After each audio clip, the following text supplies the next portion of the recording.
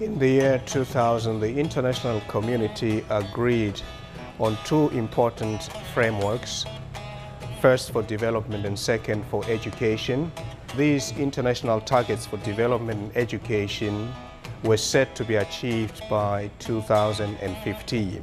Now, as we approach 2015, the international community is already in the process of developing a new framework.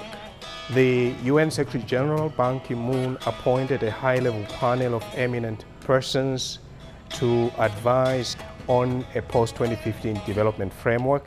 So Bali, Indonesia is the fourth meeting of the high-level panel, and that is why we are here. We're in Bali as part of a EI delegation taking part in the civil society outreach program attached to the United Nations high-level panel consultations on the post-2015 goals. As we know, in the year 2000, a set of goals were set, one of which was basic education, the right to basic education for all children around the world.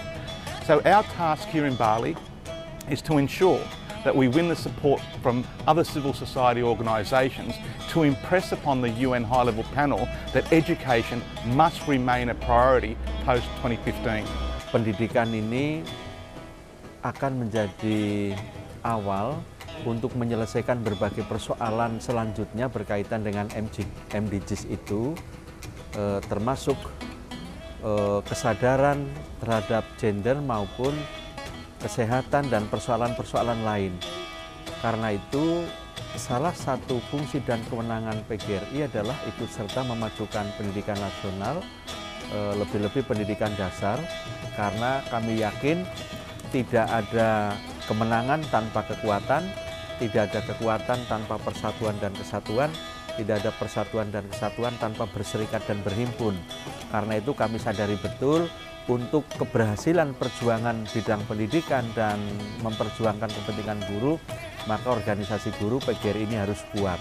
The key points from trade unions into a development agenda of the future obviously is addressing issues of inequality and exclusion. It's not just a shopping list of nice ideas, but would really essentially address the poorest and the most vulnerable.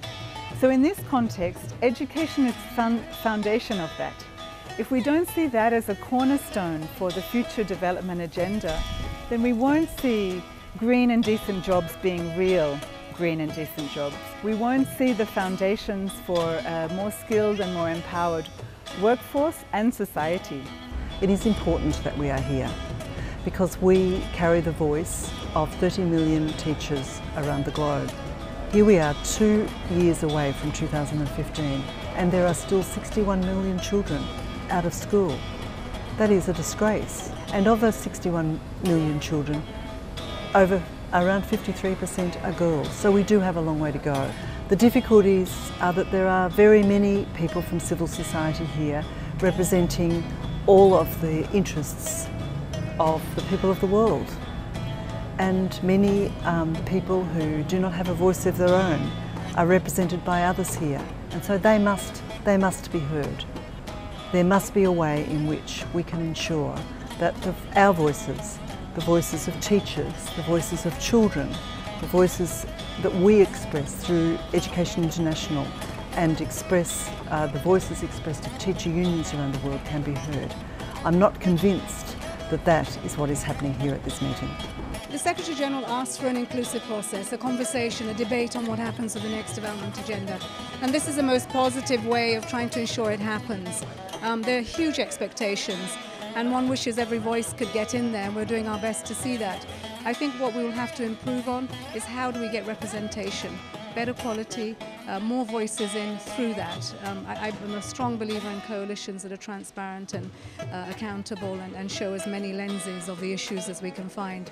Learning from really a basic absence from the MDGs, even though we tried hard on primary education, we missed the other EFA goals that are very important. We're paying for quality right now.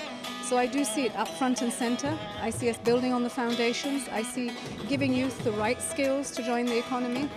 So it's not just about human rights.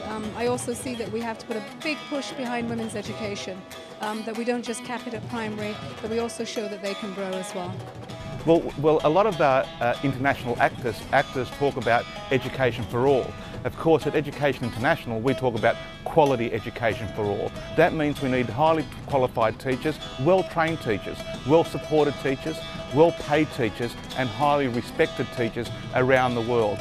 I think our major concern is the position being put by a number of institutions and some people of a very narrow definition, a very narrow way of defining what is educational achievement, what is learning achievement. Some people believe that we should determine that on the basis of tests of numeracy and literacy.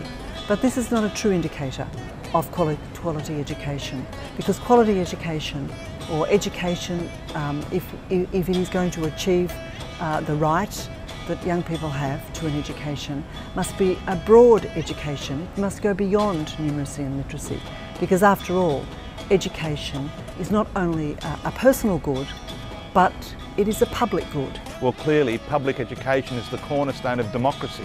If we want genuine participation by our citizens, we need to have a highly educated citizenry. And public education, free, universally accessible public education for all, is the key to democracy.